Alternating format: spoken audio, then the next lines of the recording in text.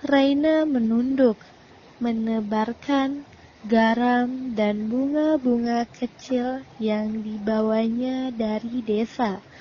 Ia berbisik dalam bahasa kuno. Suara lirihnya bercampur dengan desiran angin. Kami datang bukan untuk mengambil. Kami datang untuk mengingatkan manusia dan menjaga keseimbangannya. Sosok itu berdiri diam. Kabut perlahan menipis, dan dari dalamnya terdengar suara berat yang bergema. Manusia lupa janji, hutan menunggu kesetiaanmu. Arya mengangguk, ia memahami pilihan yang harus dibuat. Catatan ilmiahnya, buku-buku dan foto-foto, semua itu tak ada artinya di hadapan kekuatan yang lebih besar dari sains. Ia menoleh ke Raina. Kita harus mengembalikan janji ini, atau semua yang kita kenal akan hilang. Raina tersenyum tipis, lega melihat kesadaran itu muncul. Itulah yang harus dilakukan. Ini bukan tentang kita, ini tentang desa dan tentang hutan. Mereka berjalan perlahan menuju pusat hutan di mana altar kuno tersembunyi di balik rimbun pepohonan. Arya menaruh bunga-bunga, menyalakan dupa, dan membaca janji leluhur dengan lantang. Kabut berputar di sekitar mereka. Burung hitam bertengger di dahan tinggi. Seakan menyaksikan ritual itu, angin membawa aroma tanah basah dan daun yang membusuk, tetapi juga rasa damai yang perlahan menenangkan. Saat terakhir, doa terucap. Sosok bayangan raksasa itu menunduk, lalu perlahan menghilang ke dalam kabut. Hutan kembali tenang, meski masih terasa hidup dan waspada. Arya menatap Raina, matanya penuh pengertian. Kita tidak hanya menemukan rahasia, kita ikut menjadi bagian dari janji ini. Raina tersenyum, dan sekarang hutan memberi kita izin untuk kembali. Sementara manusia di desa diberi kesempatan kedua. Malam itu, kabut di hutan timur tetap tebal, namun tidak lagi menakutkan. Ia seperti napas panjang yang lega. Dan di antara pepohonan yang tinggi dan akar-akar yang menjalar, Arya menyadari satu hal. Perjanjian yang dilupakan itu bukan hanya sejarah, tapi tanggung jawab manusia terhadap alam dan dirinya sendiri.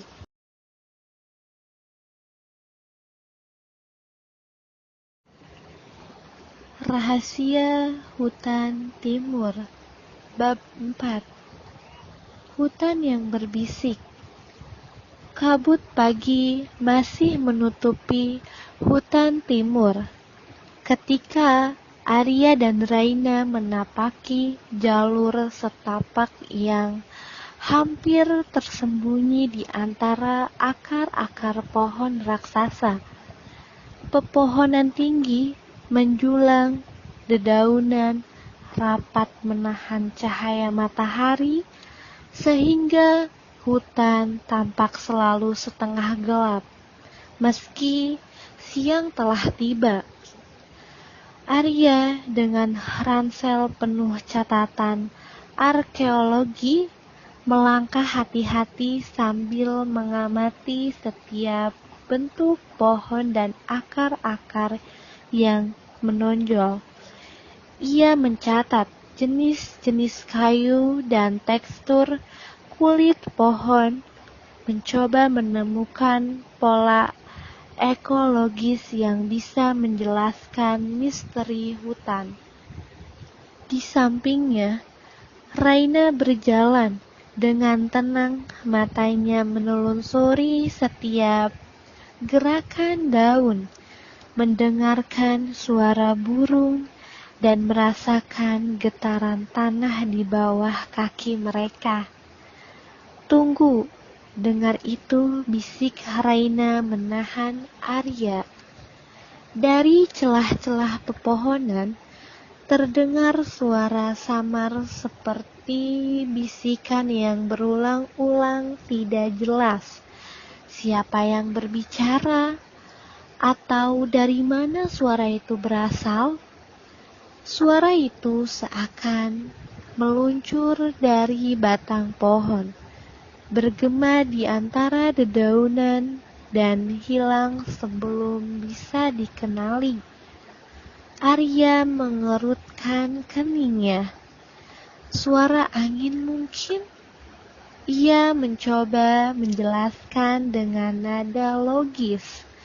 Namun, sebuah sensasi aneh membuatnya berhenti sejenak. Raina tersenyum tipis. Ini bukan sekedar angin. Hutan ini, ia berbicara. Setiap pohon punya ingatan.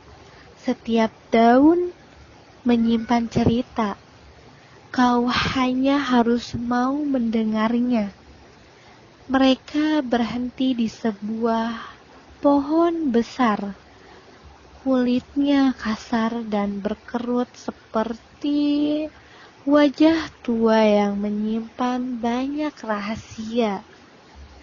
Raina meletakkan tangannya di batang pohon itu, menutup mata dan berbisik beberapa kata dalam bahasa kuno.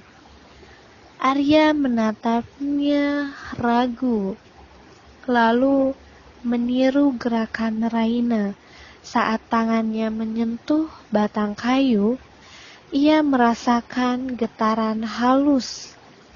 Seketika, gema suara-suara masa lalu memenuhi pikirannya. Tawa anak-anak, langkah kaki para leluhur, dan nyanyian yang tak pernah didengar di dunia modern. Ini luar biasa, kata Arya.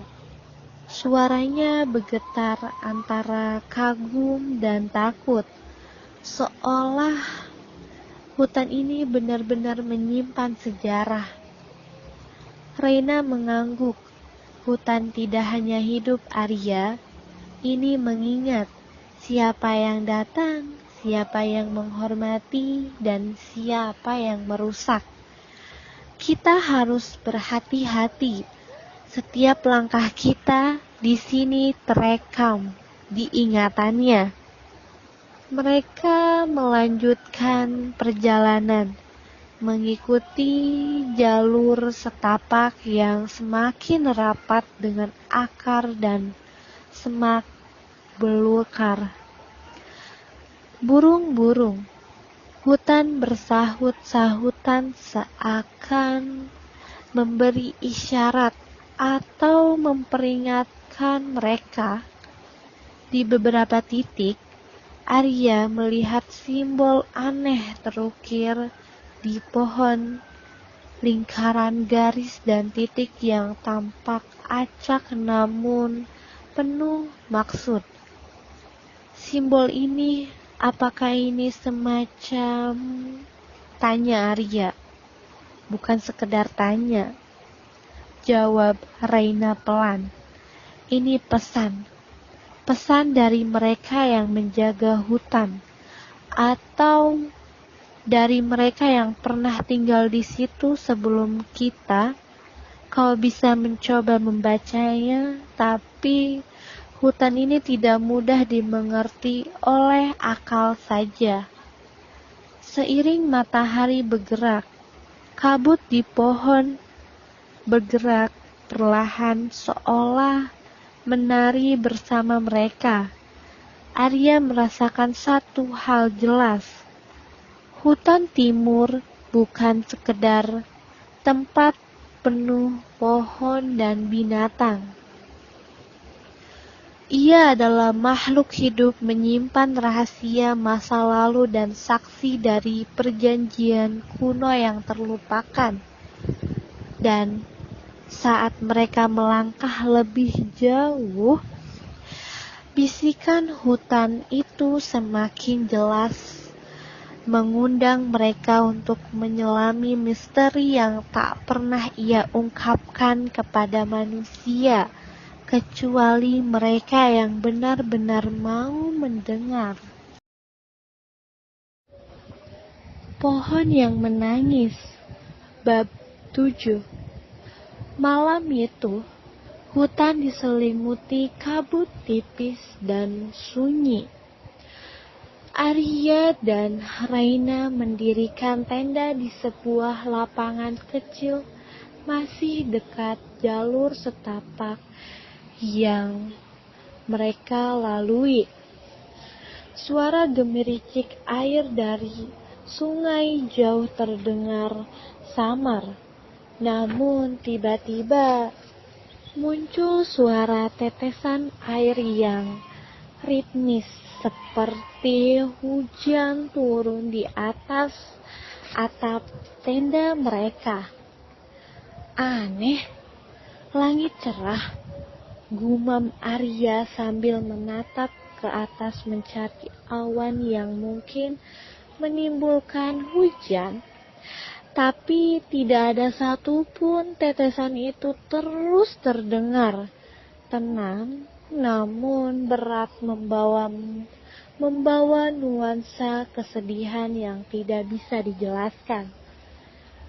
Raina berdiri perlahan menatap arah suara itu. Ayo, aku tahu dari mana asalnya, katanya dengan nada serius. Mereka mengikuti suara itu menembus kegelapan hutan, hanya diterangi cahaya lentera. Di tengah hutan, mereka menemukan pohon raksasa, lebih besar dari pohon-pohon lain di sekitarnya.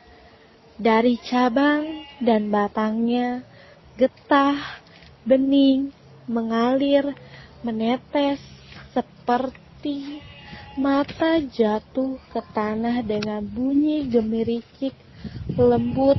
Pohon itu tampak hidup, namun aura kesedihan memancar dari seluruh tubuhnya. Ini luar biasa, kata Arya kagum.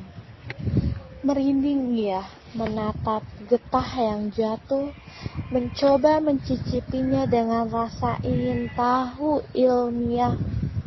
Tapi Raina segera menahan tangannya. Jangan Arya, kata Raina dengan tegas. Pohon ini, ia pernah menjadi saksi ritual pengorbanan leluhur desa. Air mata getahnya adalah wujud kesedihan alam atas dosa manusia.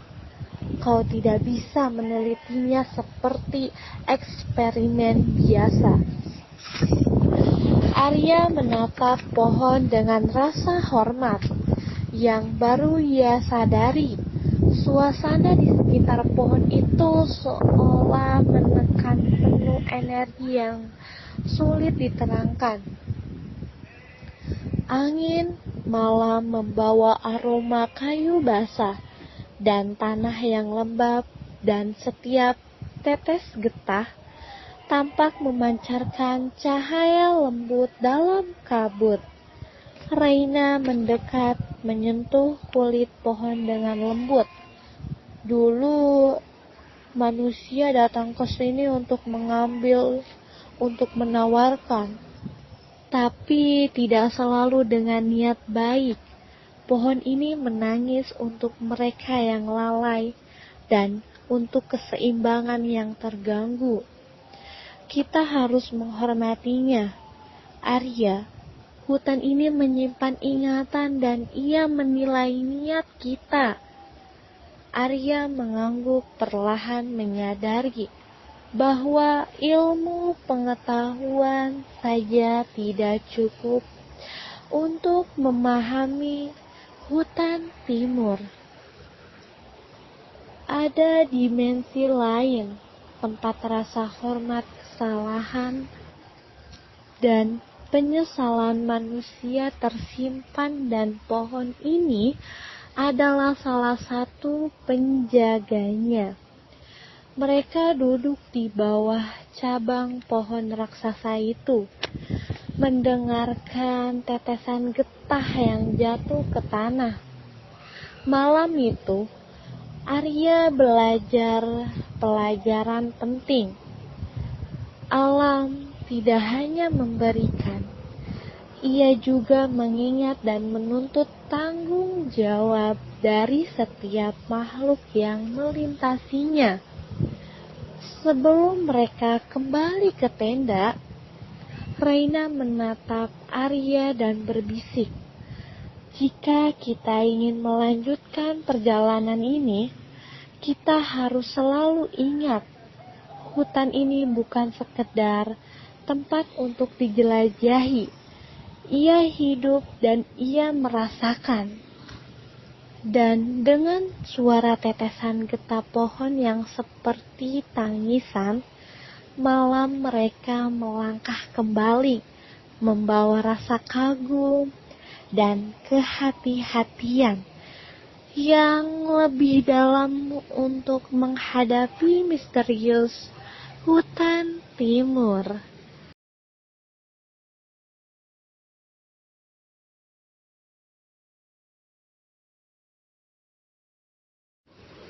Nyanyian Burung Senja, Bab 8. Matahari mulai merunduk di balik pepohonan hutan timur, memancarkan cahaya oranye, kemerahan yang menembus kabut tipis. Arya dan Raina berhenti di sebuah lapangan kecil, kelelahan setelah menelusurinya jalur yang penuh akar dan semak. Tiba-tiba, suara ribuan burung memenuhi udara. Suara kicau mereka begitu harmonis sehingga terdengar orkestra alam. Namun, di balik keindahan itu, ada sesuatu yang mencekam. Arya merasakan bulu kunduknya merinding. Ini luar biasa, gumamnya. Arya menunduk untuk mencatat, tapi catatan itu tampak tak cukup. Suara burung itu seperti berbicara menyusun kata-kata dalam bahasa yang belum pernah ia dengar. Setiap kicauan terasa membawa pesan peringatan dan rahasia hutan yang tak terucapkan. Raina menatap Arya serius. "Hati-hati, burung-burung ini bukan sekedar makhluk biasa. Mereka adalah pembawa pesan hutan. Suara mereka bisa memberi petunjuk atau menguji niat manusia." Di tengah kicauan yang memekakkan telinga Arya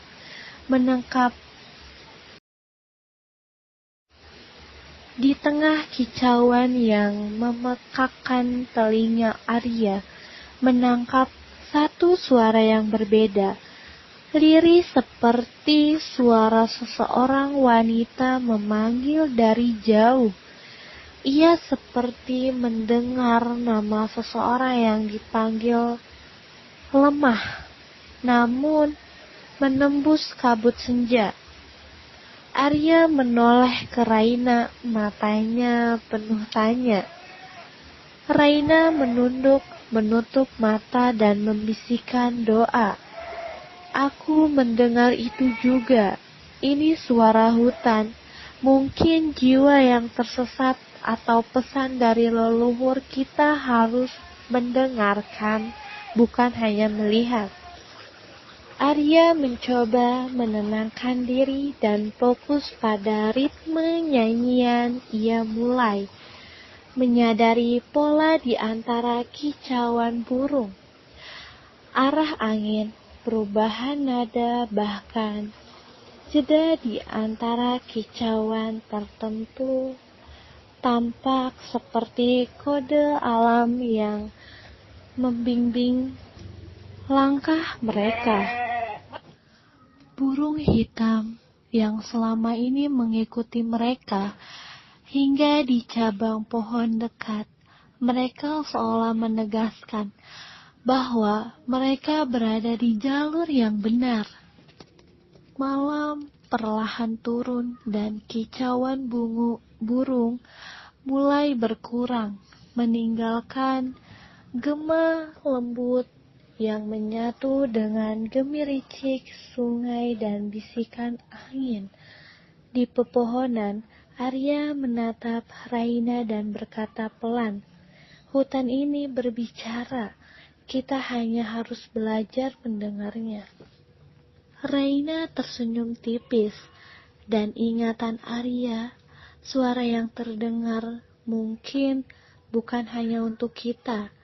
Suara itu bisa menjadi peringatan atau bahkan panggilan yang hanya mereka yang siap, yang bisa memahami maksudnya.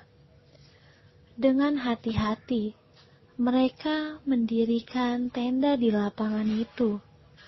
Suara burung senja yang indah dan mencekam masih bergaung di kepala mereka, meninggalkan rasa kagum sekaligus waspada. Arya sadar satu hal, hutan timur bukan sekedar tempat untuk dijelajahi. Ia hidup, berbicara, dan menuntut manusia untuk mendengar dengan hati, bukan hanya mata dan telinga. Dan ketika malam menutupi hutan dengan kabut tebal, Arya dan Raina menatap pepohonan raksasa di sekeliling mereka. Mereka tahu bahwa perjalanan ini baru saja dimulai dan rahasia hutan timur masih menunggu untuk diungkap.